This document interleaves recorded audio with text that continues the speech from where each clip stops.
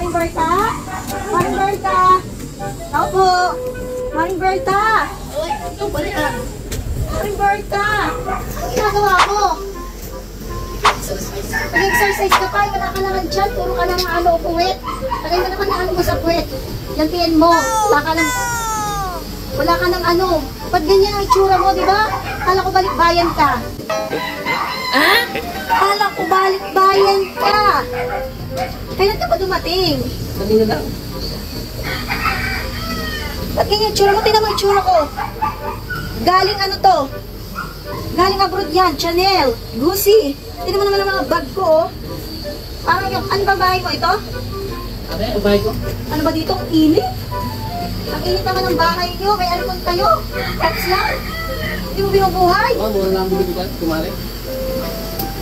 Nag-exercise ka ba? Yan ako, ang pangit ng bahay mo, Berta. Maring Berta. Huwag ka around the world dito sa iyong house. Wala ka talaga. Ang tagal na hindi nagpangita. Tapos ganyan. Ganyan ang dadatnan ko. Oh my God. Ang sukad mo. Bakit ganito? Mura lang binubuhay. Kulang na lang ang isang tao. Bibigay na. Sa amin, ang ganda-ganda ng suka ko malambot. Malambot na. Sarap ang kumupo. Tapos kung exercise ka pa, ang kalat ng bahay mo. Kung gaano ka kapangit, ganyan kapangit ang bahay mo. Hindi ka pa nagsusuklay. Nakapagsabunutan ka ba?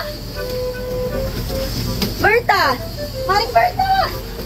Tayo muna, mamasyal muna tayo sa mga makasakitin mo. Papakita ko sa iyo ang kotse ko.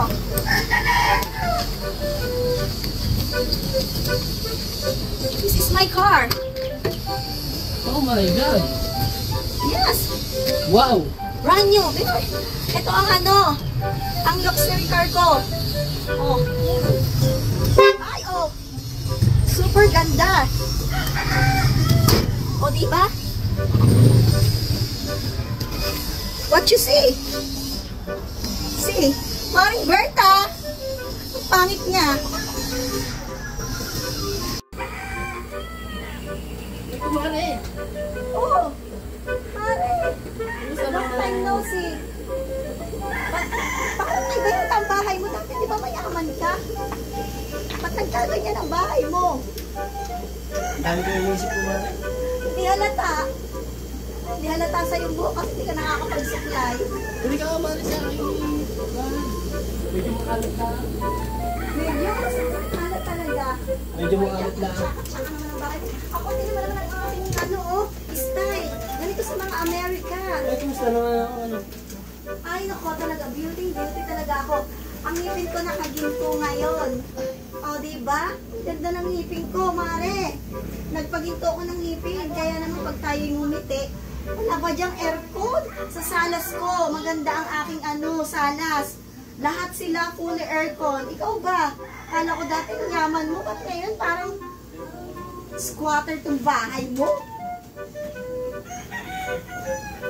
Saan ba ako itutor? Ano, mare? Wala bang pa-juice dyan? Wala kang juice? Hindi pa ako nakapagtimpla ng juice eh. Umalis yung aking katulong. What? May katulong kang lagay na to? Oh my God! May katulong ka ba? Hindi tumatagal dito ang katulong. Bukod sa para ng pugon, ang pangit pa ng bahay mo. Dito na tayo mare sa At labas. saka ang pangit mo din. Super pangit. Oh my God! Ang pangit ng bahay mo, ang pangit mo din. Pare! Punta ka dito. Wala mo na bang mata mo? Bakit ang ganyan ang mata mo? Ang, mo? Mare. Mahabang istorya. Wow! Nakaipon ka na pala ngayon. Wow! Rich kid? Ang kalat-kalat ng bahay mo. Dati ang ganda-ganda mo. Ngayon, ang pangit-pangit mo. A few moments later.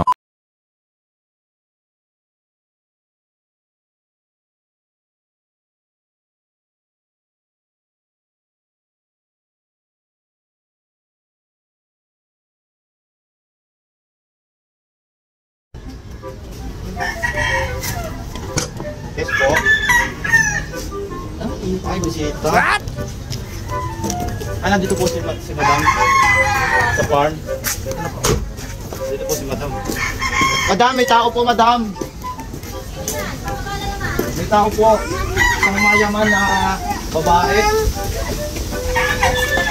Meron po, Madam. Yes, Madam. Madam, kailan ka dumating? Oh, madam, kailan ka dumating? Madam, ay, nakapag-bisita ka dito sa aking farm. Ang farm ko. Napakayaman mo lang pala. Oo naman, Diyos ko. Siyempre, nakapag-asawa ko ng foreigner. Ay, yan ba yung... Ay! Ito, nakapag-asawa ko ng negro.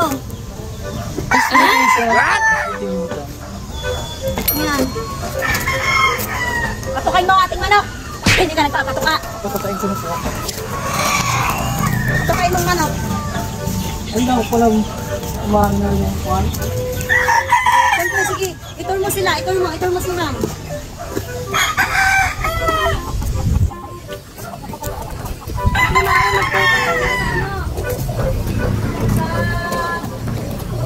Wow, may pa-solar pa.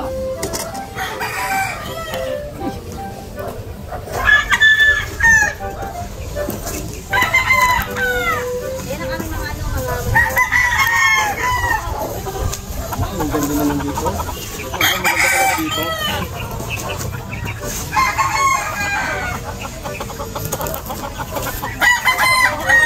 patukain mo. Ay, naku, Mare. Kaya mo kasi bumisita dito.